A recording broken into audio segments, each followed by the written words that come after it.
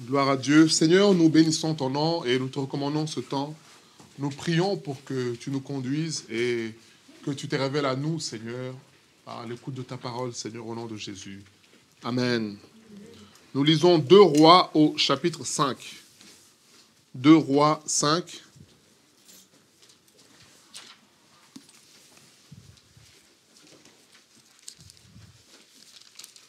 Deux Rois au chapitre 5.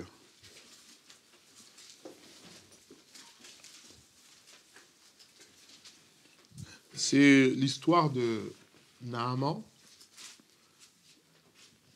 Et nous lisons à partir du verset 9. Naaman vint donc avec ses chevaux et son char et attendit devant la porte de la maison d'Élisée. Celui-ci lui fit dire par un envoyé, « Va te laver 7 fois dans le Jourdain et tu seras complètement purifié. » Naaman se mit en colère et il s'en alla en disant, « Je pensais que cet homme viendrait en personne vers moi, qu'il se tiendrait là pour invoquer l'Éternel son Dieu, puis qu'il passerait sa main sur la partie malade et me guérirait de ma maladie de la peau. Le fleuve de Damas, la Mana et le Parpar ne valent-ils pas mieux que tous les cours d'eau d'Israël? Ne pourrais-je pas m'y baigner pour être purifié? » Il fit donc demi-tour et partit furieux. Mais ses serviteurs s'approchèrent de lui pour lui dire, « Maître, si ce prophète t'avait ordonné quelque chose de difficile, ne le ferais-tu pas? À plus forte raison, devrais-tu faire ce qu'il t'a dit. S'il ne te demande que de te laver dans l'eau pour être purifié. » Alors Naaman descendit dans le Jourdain et s'y trempa 7 fois, comme l'homme de Dieu le lui avait ordonné, et sa chair redevint nette comme celle d'un jeune enfant. Il était complètement purifié. Il retourna vers l'homme de Dieu avec toute son escorte. Lorsqu'il fut arrivé, il se présenta à lui en disant, « Voici, je reconnais qu'il n'y a pas d'autre Dieu sur toute la terre que celui d'Israël. Maintenant, accepte, je te prie, un cadeau de la part de ton serviteur. » On peut s'arrêter là. Alors, Naaman était malade. Et il avait une maladie qui le condamnait à mourir. Et vous savez, quelquefois, on peut vivre des situations qui ne sont pas, comment dire, vitales dans le sens où on peut s'en sortir par nous-mêmes. Et il suffit de prendre un Doliprane, je pense que tous on a des pharmacies dans nos maisons, pour que les choses soient réglées. Et si c'était le cas, Naaman aurait pu le faire. Mais là, il vivait une situation que seul Dieu pouvait résoudre.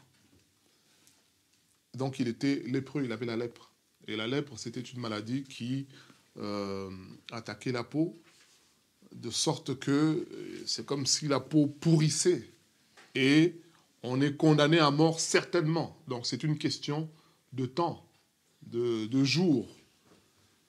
Et dans cet état-là, Dieu avait mis une petite fille d'Israël qui parle à la femme de Naaman pour dire, mais si seulement le maître pouvait aller en Israël, il rencontrerait un prophète. Et en quelque sorte, il rencontrerait le vrai Dieu et sa situation serait réglée. Et Naaman, apprenant cela, il va voir le prophète, il va d'abord voir le roi Joram avec une lettre de son roi aussi, de son maître. Et Joram déchire ses vêtements en disant, mais on me cherche querelle, qu'est-ce que moi je peux faire? Est-ce que moi j'ai le pouvoir de donner la vie ou la mort? Tout ce que je dis là, on ne l'a pas lu, mais ce sont les versets qui sont au-dessus. Et Joram, impuissant, déchire ses vêtements, et c'est alors là que Élisée intervient. Alors, on risque de s'éloigner, on va revenir, mais je fais une parenthèse pour nous dire que Dieu intervient quand l'homme reconnaît sa faiblesse. Joram, qui est roi, il dit, ai-je moi le pouvoir de vivre, de faire vivre ou de faire mourir? Il dit, mais moi je peux rien du tout. Donc on me cherche querelle. Et c'est à ce moment-là qu'Élisée entend, il envoie un message au roi pour dire, hey, envoie-moi cet homme-là. Il saura aujourd'hui qu'en Israël, il y a un prophète. C'est pour nous dire, bien, c'est une parenthèse, c'est pas notre objet d'exhortation, mais c'est pour nous dire, bien aimé, que Dieu intervient quand l'homme reconnaît sa petitesse. Le roi a reconnu qu'il ne pouvait rien. C'est là que Dieu maintenant envoie son serviteur pour lui dire, écoute, toi tu es homme, tu ne peux pas, mais moi je suis l'Éternel qui peut donner la vie ou la reprendre. Et finalement, Naaman est conduit vers la maison du prophète et il arrive à la porte avec son escorte, avec sa cohorte. Il frappe et Élisée envoie un message pour lui dire, écoute, va te laver cette fois dans le Jourdain et tu seras pur. Et l'homme se met en colère. Alors, notre exhortation, c'est rencontrer Dieu. Notre premier point, c'est que Dieu veut tellement sauver l'homme qu'il va mettre en place des situations pour qu'on le rencontre, pour qu'on le cherche. Et là, cette situation pour Naaman, c'était quoi? C'était la lèpre. Il était malade. On n'a pas lu, hein, quand on décrit tout ce qui était, on voit le CV de Naaman, on nous dit que c'était un homme fort et vaillant. Et c'est par lui que son peuple a obtenu des victoires. Donc c'est quelqu'un qui œuvrait, qui utilisait les capacités qu'il avait pour faire gagner le collectif. Et on nous dit même que cet homme jouissait de la faveur du roi. Mais cet homme malade. Et bien aimé, c'est pour nous dire que les situations que nous pouvons vivre ne sont pas hors contrôle. Dieu contrôle même la maladie, la souffrance, l'épreuve qui dure 1 an, 2 ans, 3 ans, 4 ans, 5 ans. En réalité, l'objectif de tout, bien aimé, c'est que nous puissions rencontrer Dieu. C'est ça l'objectif de Dieu. C'est ça. Voilà pourquoi il est écrit dans Matthieu 16, 26, que servirait-il à l'homme de gagner le monde s'il perdait son âme? Que servirait-il à l'homme de jouir de tout ce qu'il a sur la terre si ce n'est pas pour rencontrer Dieu? Alors il a tapé à côté. Donc l'objectif de Dieu, c'est que nous puissions le rencontrer. Et il a permis cette situation-là. Et c'est ce qui est écrit dans Ésaïe, hein, où Dieu dit que c'est moi qui crée l'adversité, c'est moi qui crée les ténèbres, et le jour et la nuit, c'est moi qui crée cela. Dieu crée toutes ces situations-là pour que nous puissions le rencontrer. On se rappelle, 1 Samuel au chapitre 9, lorsque Kis perd ses ânesses, il envoie son fils. Qui se rappelle du nom de son fils? Saül. Il envoie son fils avec un serviteur chercher les ânesses. Et ils vont chercher, ils tournent en rond. Vous savez, c'était pas comme aujourd'hui, hein, où on a des voitures. Ils tournent en rond, ils tournent en rond. À un moment donné, Saül dit à son serviteur, non, non, rentrons parce que notre père va s'inquiéter. Déjà, il a perdu ses ânesses, mais en plus, si nous, on ne revient pas, ça va rajouter encore du chagrin à notre père. Et c'est pendant ce temps-là qu'il rencontre finalement le prophète Samuel qui lui dit, mais écoute, les ânesses que tu cherches, puisqu'il va se renseigner, on lui dit, à l'époque, on appelait les prophètes voyants. Est-ce que vous ne connaissez pas un voyant qui peut nous orienter en quelque sorte? On l'oriente vers Samuel qui lui dit, non, les ânesses que tu cherches ont déjà été retrouvées. En quelque sorte, c'est un prétexte que Dieu a utilisé pour que tu puisses le rencontrer. Et c'est là que Samuel lui dit que Dieu t'a choisi pour être le roi d'Israël. C'est ça, bien aimé. Les situations que nous vivons autour de nous ont un seul objectif, c'est rencontrer Dieu. Maintenant, mon deuxième point, c'est que, vous savez, en tant que chrétien, lorsque nous venons dans la présence de Dieu, nous savons déjà comment les choses vont se passer. On sait qu'il y aura 5 chants, 6 chants. Après, il y a un monsieur qui va parler pendant 20 minutes, 30 minutes. Après, on va manger. Après, on va rentrer chez soi. Après, demain, c'est lundi. Voilà, c'est la routine dans laquelle on s'installe. Vous voyez cet homme-là, c'est là où je vais insister, bien-aimé. Naaman vient, il frappe à la porte. Élisée envoie son serviteur lui dire, va faire ceci, va faire cela. Et Naaman se met en colère, il dit non. Moi, je pensais qu'en venant, il prierait pour moi. Il mettrait sa main là où je suis malade. Il passerait la main sur mon corps pour que je sois certain que Dieu agisse, Dieu se manifeste. Bien-aimé, ce que je veux nous dire, bien-aimé, c'est que qu'est-ce qui est important? C'est de rencontrer Dieu. Et vous savez, Dieu est insaisissable dans sa façon d'agir. Dieu agit, comme il est écrit dans Job 33, 14, qui se rappelle de ce qui est écrit. Dieu parle, mais on n'y prend point garde. C'est ça, bien-aimé. Vous savez, je méditais cela lorsque Élisée dit « Va, lave-toi ». L'enseignement, c'est quoi? C'est que pour Élisée, pour Dieu, qu'Élisée vienne ou qu'il parle, la parole, en réalité, a la même importance ou est égale à la présence d'Élisée. Je ne sais pas si je me fais comprendre. Qu'Élisée vienne prier pour lui ou qu'il parle à distance, en fait, Dieu se manifeste de la même manière. Mais Naaman, lui, se dit non, il faut qu'il vienne. C'est comme certains, un frère prie pour lui, mais lui, ce qu'il veut, que c'est le pasteur qui prie pour lui. Même si le pasteur est en voyage, il va attendre 15 jours, puisque il faut que ça soit... Mais comme les chrétiens sont habitués comme ça, où il faut que tout vienne de la tête. Quand un frère te dit quelque chose, parfois on voit même dans les couples, parfois le mari dit à la femme, oh. Mais quand c'est le pasteur qui dit la même chose, vous allez voir que les choses... C'est la même chose, là. Ça change, et vice-versa. Voilà. Puisqu'on accorde l'importance... Mais bien aimé, c'est méconnaître Dieu. Et là, ce qui se passe, c'est quoi?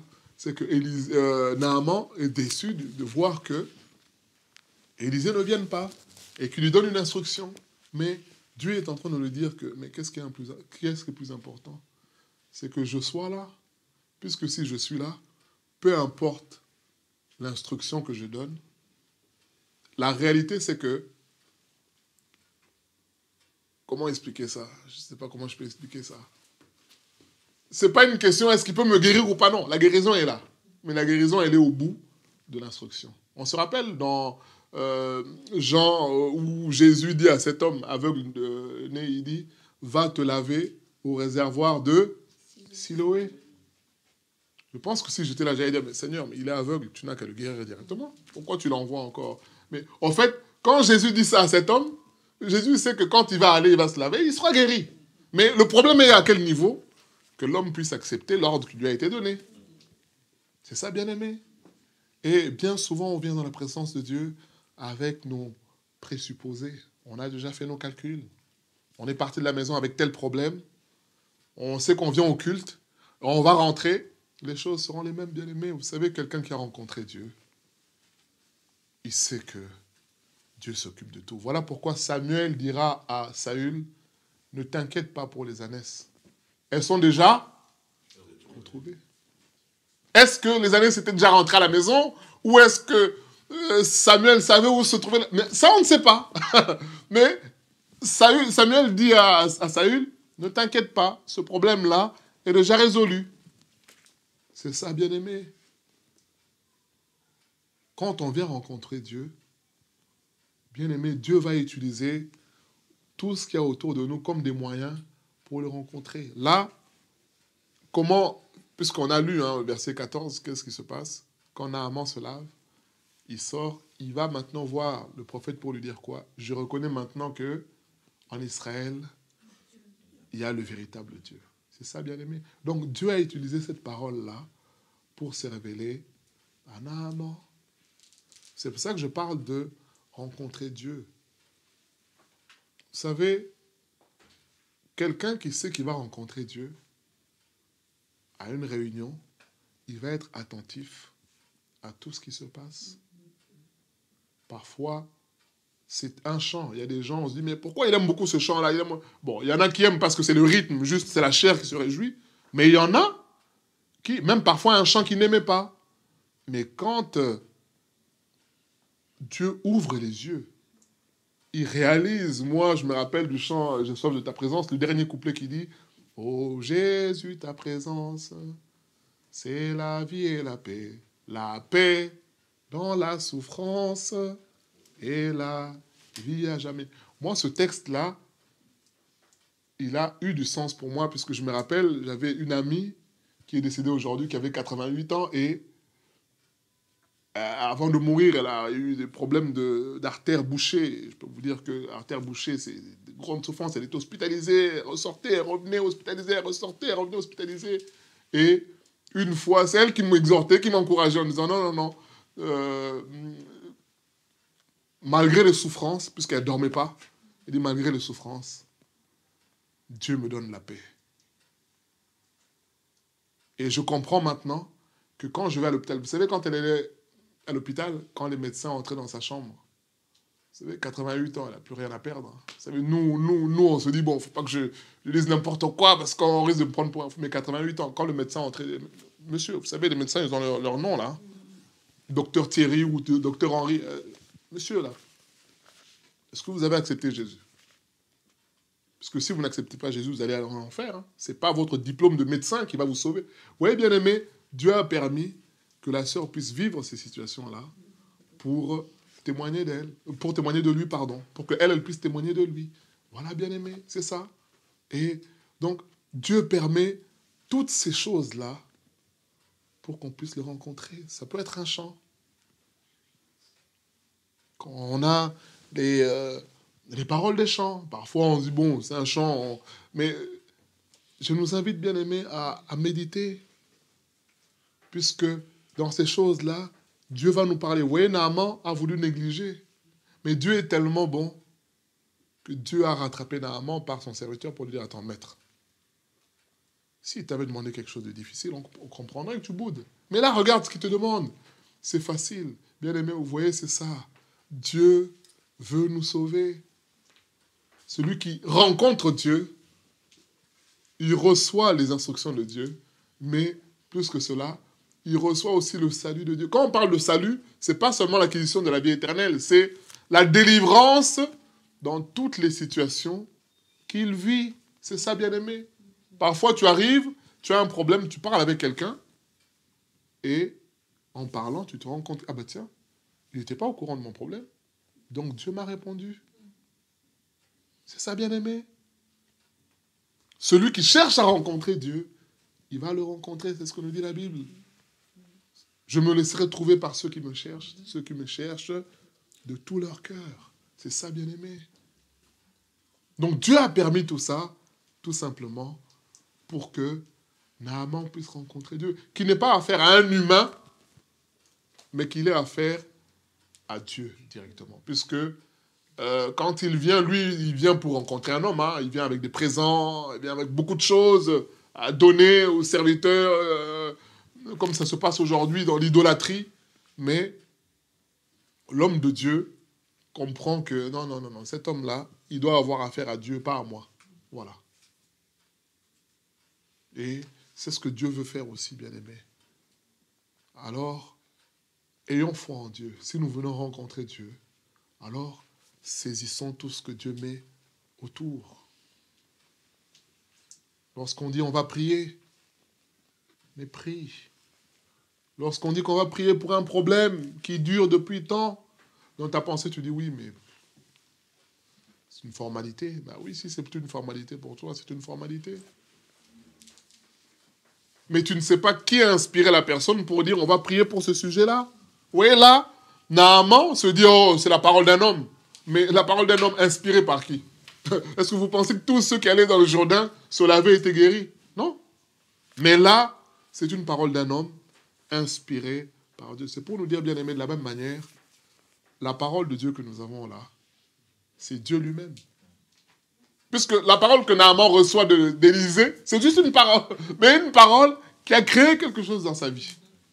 Qui a créé non seulement la guérison, plus que la guérison, la foi en le véritable Dieu. Alors, à combien plus forte raison, nous qui avons la Bible? Combien plus forte raison, bien-aimés? Nous qui avons la Bible. Je me rappelle le témoignage d'une sœur qui disait qu'elle vivait des choses tellement difficiles. Tout était noir, comme elle dit. Tout était noir dans sa vie. Et le Seigneur l'inspire à lire le psaume 105, verset 5. Et elle lit le psaume 105. On peut le lire, hein. Elle lit le psaume 105. Et ça a été pour elle le psaume 105. Souvenez-vous des merveilles qu'il a accomplies. Rappelez-vous ses prodiges et les jugements qu'il a prononcés. Alors, bien aimé, vous savez, il y a des versets comme ça. Hein. Qui s'en souvient? Mais là, dans son problème, dans sa situation, quand elle lit, elle dit, mais Dieu m'a ouvert les yeux sur toutes les choses qu'il a déjà accomplies dans ma vie. On dit, souvenez-vous de tous les prodiges que Dieu a déjà fait. Souviens-toi de cela. Alors pourquoi tu restes abattu? Pourquoi tu es triste? Psaume 103, verset 3 aussi, verset 1er, jusqu'au plus bas, où on nous dit, mon âme bénit l'Éternel et n'oublie aucun de ses bienfaits. Mon âme bénit l'Éternel et on nous dit que c'est lui qui me délivre de la fosse, c'est lui qui me donne une nouvelle jeunesse. C'est le chant qu'on chante d'Agapé. C'est ça, bien-aimé. Et elle dit, lorsque elle a été conduite à lire ce verset-là, pour elle, elle avait rencontré Dieu. C'est ça, bien-aimé. Elle a commencé à compter, à dire, attends, jusqu'aujourd'hui, Dieu m'a préservé. J'ai eu affaire peut-être aux sorciers de la famille. J'ai eu affaire peut-être à tel. J'ai failli peut-être faire un accident. J'ai failli faire... Et Dieu m'a gardé jusqu'aujourd'hui. Et si Dieu m'a gardé jusqu'aujourd'hui, alors, quel est mon problème devant Dieu? C'est ça, bien-aimé. Et elle a arrêté de se plaindre à partir de ce moment-là. Elle a dit, non, je veux faire confiance en Dieu. Voilà. Tous les prodiges qu'il a accomplis. Hébreux 13:8 nous dit que Jésus-Christ est le même hier, aujourd'hui et éternellement. Alors s'il a pu faire toutes ces choses-là, si lui-même il dit, soyez en paix, croyons en Dieu et croyez en moi, alors elle dit, bon, je crois. C'est ça, bien-aimé. Tout ce que nous faisons là a un seul objectif, c'est rencontrer Dieu. Maintenant, dans cette rencontre avec Dieu, Dieu va utiliser la prière. Dieu va utiliser parfois des comportements de certains d'entre nous pour nous amener à rencontrer Dieu. Dieu va utiliser parfois une parole. Dieu va utiliser parfois un chant qu'on va écouter. Mais là, Dieu va nous parler. Dieu va permettre aussi parfois qu'on vive une guérison. Vous savez, moi, ça m'est arrivé plusieurs fois où tu es mal en point, mais si tu t'écoutes, tu restes sous la couette. Hein. Tu restes sous la couette, surtout on est en Europe, là, tu dis, ah là là là, il faut encore chauffer la voiture, il faut sortir dans le froid. Et bah, la solution facilité, c'est quoi? Le smartphone, allez, je serai absent. Je ne dis pas que celui qui fait ça fait mal, mais je pense que nous nous connaissons, bien aimés, on se connaît. Puisque nous tous, on a la chair. Le pasteur n'a pas deux têtes, deux cœurs. Hein. On a tous la chair. Donc si on s'écoutait, je peux vous dire que on a juste à envoyer un message pour dire, bon, allez, moi, je reste au chaud. Voilà, si on s'écoutait, c'est ça. Mais combien de fois c'est arrivé que tu viennes au culte, tu rentres, tu dis, oh, mais c'est bizarre, j'avais mal ici. Mais il n'y a plus rien. C'est bizarre. Ben non, c'est pas bizarre. C'est parce que le Seigneur nous dit, là où 2 ou 3 sont réunis en mon nom, je suis là. C'est ça, bien-aimé. Rencontrer le Seigneur. Et Dieu ne se manifestera pas toujours de la manière qu'on attend. Naaman en a fait des frais. Il a fait ses calculs, il s'est dit, comme je parlais avec un prophète, qui me disait, mais qu'est-ce que les gens pensent de moi? Je dis, moi je vous dis clairement, les gens viennent ici. Enfin, les gens viennent quand vous venez, puisqu'ils viennent voir le spectacle, puisque c'était un spécialiste du spectacle. Et il me disait, mais tu sais, dans un culte, Dieu équilibre. Hein. Je dis, comment ça? Oui, Dieu permet qu'il y ait la parole, il permet aussi qu'il y ait des guérisons, des manifestations, des miracles, pour toucher tout le monde. Mais c'est écrit où, bien-aimé? C'est pas écrit. C'est écrit où? Donc ça, c'est l'homme qui fabrique son culte en disant, bon, vous savez, aujourd'hui, dans les méga-churches, il y a tout. Hein. Il y a, pendant que la personne prêche, il y a une musique mélancolique. Souvent, ça se joue en mineur, pour ceux qui jouent un peu la musique. Une petite note en mineur, un peu triste.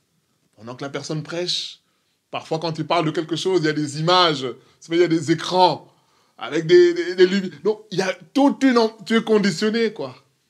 Et parfois, ils ont des formations, ces gens-là, on te dit, bah, il faut savoir garder l'attention du public.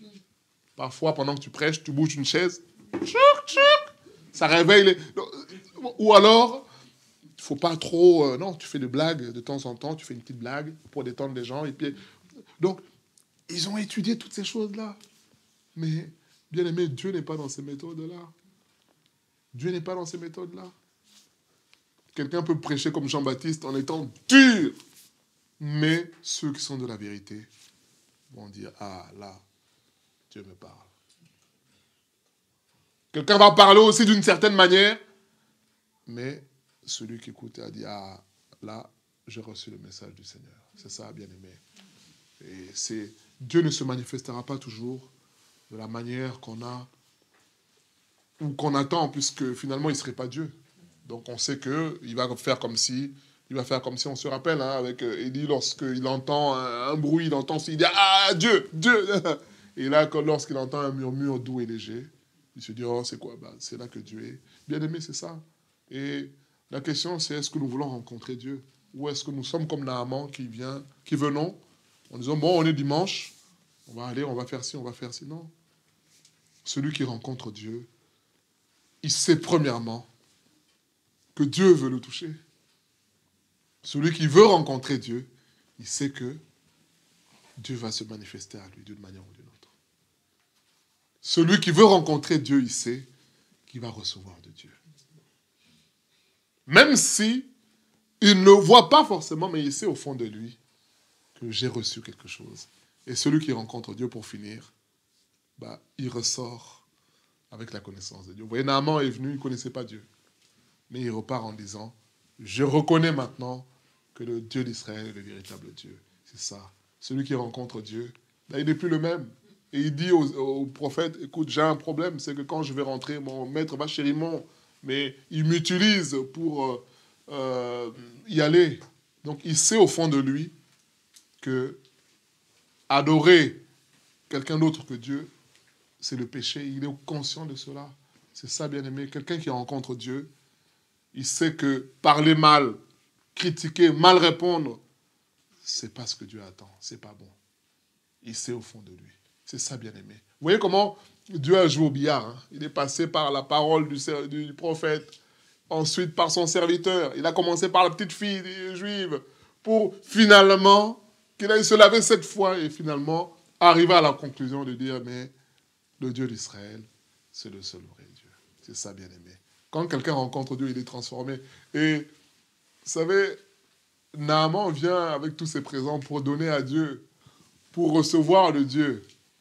Mais une fois qu'il est touché, il revient pour donner à Dieu, non pas pour recevoir, mais parce qu'il a reçu de Dieu. Je ne sais pas si on comprend la nuance.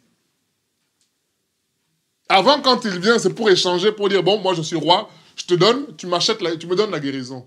Mais quand il comprend ce que Dieu a fait pour lui, il revient voir le prophète pour lui dire, écoute, Dieu a fait tellement pour moi, je lui donne ça. Il dit non, tu sais quoi? Dieu est tellement bon qu'il peut te faire du bien sans réclamer quelque chose de toi puisque tu n'as rien à lui donner. Je ne sais pas si on se comprend. C'est ça, bien-aimé. Quand quelqu'un a rencontré Dieu, il va dire comme Paul, Seigneur, que veux-tu que je fasse? On va plus te pousser pour te dire, oui, mais tu sais, il y a le culte, il faut aller, il faut faire un sacrifice pour Dieu. Bien-aimé, c'était des discours qu'on avait avant. Maintenant, quelqu'un me dit, moi, je peux pas. Gloire à Dieu. Avant, c'était, oui, mais pourquoi tu ne peux pas? Oui, je suis malade. Parfois même, quelqu'un t'envoie le message lundi. pour te dire, bon, ce week-end, je pense que je ne serai pas là parce que je suis malade. Bon, tu t'es dit, ah! Donc, entre lundi et dimanche, là, qui vient, là, il y a l'eau qui s'écoule sous le pont, quoi. Mais il y a des gens comme ça, bien-aimés. Ou samedi soir, c'est légitime, hein. Samedi soir, ah! Bon, la soeur, je ne serai pas là demain. Mais entre là, et la nuit, là. Donc, toi, tu ne crois pas que Dieu puisse... Bien-aimé, c'est la solution de facilité. Maintenant que tu te lèves le matin, tu ne tiens pas debout, tu prends ta douche, tu tombes, ah, ça c'est autre chose. Mais la nuit, déjà tu as déjà calculé en disant, moi demain je ne serai pas là. C'est quelqu'un qui a reçu de Dieu, il donne parce qu'il a reçu. Naaman est venu pour donner, pour recevoir la guérison, mais quand il est touché, il vient maintenant par reconnaissance en disant, Dieu a fait, puisque la guérison, tu vas acheter ça où? Où est-ce que tu vas acheter ça, la guérison? Une guérison comme ça. Tu as envie de tout donner puisque tu dois la vie à ce Dieu-là. Mais Élisée lui dit, écoute, Dieu n'a pas besoin de ça. Mais il voit quand même ton cœur. Mais Dieu n'a pas besoin de ça. Puisque Dieu est bon. Il agit par amour pour nous. C'est ça. C'est ça, bien-aimé. Quand on a rencontré le Seigneur, eh bien, on est transformé. Notre logique, comme Romains 12 nous dit, soyez transformés par le renouvellement de l'intelligence. Notre intelligence est renouvelée. Notre façon de vivre est transformée aussi, puisque on a rencontré Dieu. Nous allons prier pour que le Seigneur nous aide à le chercher dans tout ce que nous faisons, que ce soit par des réunions Zoom, que ce soit par... puisqu'on peut se dire, bon, c'est une réunion Zoom, il y a moins d'implication qu'une réunion le dimanche. Mais bien aimé, c'est méconnaître Dieu. L'exhortation de cet après-midi, c'est de nous dire que la réunion Zoom a autant d'importance que la réunion en présentiel, puisqu'il s'agit de Dieu. Or, Dieu est omniprésent. Jésus dit à la femme samaritaine, ce n'est pas une question de temple ou de montagne, c'est non. Dieu est esprit. Et il faut que ceux qui l'adorent, l'adorent. C'est-à-dire quoi? Considère Dieu dans le fait qu'il n'est pas limité par un bâtiment ou par un lieu. Non. On peut se retrouver au bord de la montagne, on peut se retrouver à la rivière, on peut se retrouver en prison. On est réunis tous. Le Seigneur est là. Voilà, Paul et Silas étaient où? Ils étaient en prison. Prison intérieure. Ils ont chanté, tremblement de terre. Tout s'est ouvert, tous les prisonniers, toutes les portes se sont ouvertes. C'est ça, bien-aimé. Et que le Seigneur nous aide à réaliser aussi que nous n'avons pas à venir avec des schémas. Si hier, ça n'a pas marché, crois qu'aujourd'hui, Dieu est tout-puissant pour agir. Naaman était triste en se disant, oh là là, je pensais que les choses allaient se passer comme ci, comme ça. Mais non, bien-aimé, Dieu est tout-puissant. Dieu est tout-puissant. Le plus important, c'est qu'il soit là. Marthe et Marie disent à Jésus, oui, mais Seigneur, si tu avais été là. Oh, Jésus dit, mais je suis la résurrection et la vie. Est-ce que vous croyez? Oui, on croit, mais oui, pas tout de suite. Ça sera au dernier jour. Il dit, mais ne t'ai-je pas dit que si tu crois, tu verras la gloire de Dieu? Jean 11, 40, c'est ça, bien-aimé. Ce qui importait à ce moment-là, c'était quoi? C'était que Jésus soit présent. Mais elle se disait, non, il aurait fallu que Jésus soit présent pendant qu'il était encore vivant. Mais bien-aimé, c'est méconnaître Dieu. Et le Seigneur veut que nous puissions le connaître. Et quand on cherche à rencontrer Dieu, alors on sera attentif à tout ce que Dieu met autour de nous. On sera attentif à cela. Et on va recevoir certainement du Seigneur au nom de Jésus. Seigneur, nous prions pour que tu nous aides à réaliser qui tu es et Seigneur, Seigneur, te rencontrer véritablement. Tu vois combien de fois nous venons avec nos schémas dans nos têtes, Seigneur. Parfois de façon religieuse, parfois de façon systématique, Seigneur. Comme Naaman. Nous savons déjà comment le programme va se passer, mais Seigneur, toi, tu es au-dessus de nous, Seigneur. Et ta façon d'agir est au-dessus de tout ce que nous pouvons penser aussi. Seigneur, nous prions pour que tu nous aides à réaliser cela et à te chercher, à te rencontrer véritablement, Seigneur.